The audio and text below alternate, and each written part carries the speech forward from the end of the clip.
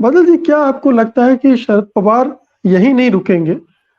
हम सब जानते हैं, बहुत बार कहा गया है कि शरद पवार अपनी ही पार्टी के नेताओं के लिए चुनाव फंड नहीं देते हैं, दूसरी पार्टी के नेताओं को भी फंड उपलब्ध कराते हैं ताकि वहाँ भी उनकी एक पैठ बनी रहे। तो ममता बनर्जी वगैरह भी हैं जो जिनसे इनका तालमेल है शरद पवार का, फिर कुछ और कमज़ोर कड़ियाँ हैं अपोज़िशन की। तो क्या शरद पवार मोदी को बचाने के लिए, अडानी को बचाने के लिए अपने प्रभाव का इस्तेमाल वहाँ भी कर सकते हैं, करेंगे? अनम्यूट कर लीजिए बादल। करेंगे क्या, वो तो कर ही रहे हैं। भाई मैं बस सिर्फ एक उदाहरण देता हूं कि एक बयान उनका सिर्फ मोदी और अदानी को बचाने की जो बात कर रहे हैं, मैं एक उदाहरण देता हूं। डिग्री तो चलिए व्यक्तिगत है, दुनिया भर में ये पता लग जाएगा कि भारत का प्रधानमंत्री किस तरह से कितना शिक्षित है और कहाँ से पढ़ा हुआ है, जबकि उनके वीडियोस प्रचलित हैं, खूब सारे पुराने वीडियोस के मैं पढ़ नहीं पाया। एक कांग्रेस के एक नेताजी जब एक प्रोग्राम करते थे दूरदर्शन पे, तो उन्होंने खुलेआम स्वीकार किया था कि ये मेरा किस्मत में पढ़ाई लिखाई मेरी थी नहीं और मैं पढ़ नहीं पाया। तो आप उसको तो नहीं झुठला सकते, इसलिए लेकिन जो झूठ बोल दिया गया है अब उसको छिपाने की कोशिश की जा रही है, इसलिए वो ना डिग्री मिलती है कहीं पे, ना कहीं कुछ और मिलता है। दूसरी बात मैं आपको जो बता दूं कि कैसे उन्होंने बड़ी सफाई के साथ बचाया।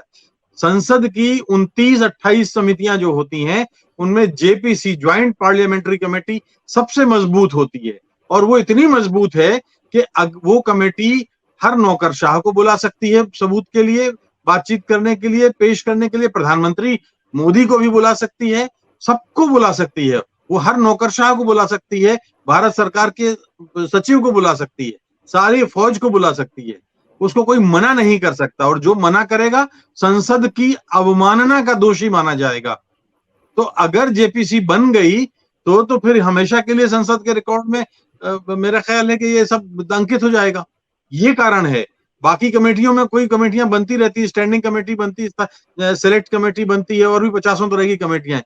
जेपीसी बहुत बड़ी कमेटी है और सुप्रीम कोर्ट की निगरानी समिति की जो मांग शरद पवार ने करी है मोदी को बचाने के लिए, निगरानी कमेटी बनेगी, 6 महीने में बनेगी, नोटिफिकेशन होगा, लॉ मिनिस्ट्री बनाएगी, 1 साल तक काम करेंगे, तब तक 24 को चुनाव हो जाएंगे। तो ये तो साफ साफ, ये तो प्रत्यक्षम किम प्रमाणम के बचाने की बात हो रही है। और दोनों अदानी नहीं, ये तो एक पक्ष है बादल जी, लेकिन क्या दूसरे नेताओं को भी वो इन्फ्लुएंस करेंगे इसके लिए? मतलब ये तो बयानबाजी तक अभी तक सीमित दिख रहा है, क्या आप दूसरे नेताओं को भी बोलेंगे कि अडानी को बचाओ? देखिए, वो इसलिए भी बोलेंगे क्योंकि उनको उनके अंदर एक भय है, और भय है सियासी भय। भय ये है कि ममता बनर्जी से वो कहेंगे, वो तेलंगाना के मुख्यमंत्री से कहेंगे, वो उत्तर प्रदेश में जहां उनके प्रभाव के हैं, मतलब हो सकता है कि अखिलेश उनके दबाव में आ जाएं। जी, क्यों आ जाएं? क्योंकि ये सारी पार्टियां उनके समेत कांग्रेस का वोट बैंक में सेंध लगा के निकली हैं।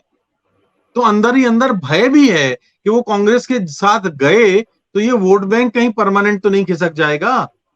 और अगर ये ऐसा हो गया तो फिर बड़ी मुश्किल हो जाएगी। अब तो अंतिम चरण में है उनकी राजनीति। उसके बाद वैसे मैं कोई भविष्यवक्ता नहीं हूं, लेकिन एनसीपी का क्या होने वाला है आप बताइए। उनकी पार्टी कहां जाएगी? क्या बीजेपी में मिलेगी? क्या शिवसेना में मिलेगी? जो भी बची उची पार्टी है वो एमजी जी के मूपनार की तरह कांग्रेस में ही आने वाली है। तो भय है उनको, तो ये असुरक्षा भी उनके अंदर जो है, इस वजह से भी वो बचा रहे हैं। सत्य हिंदी का ऐप डाउनलोड करें गूगल प्ले स्टोर पर।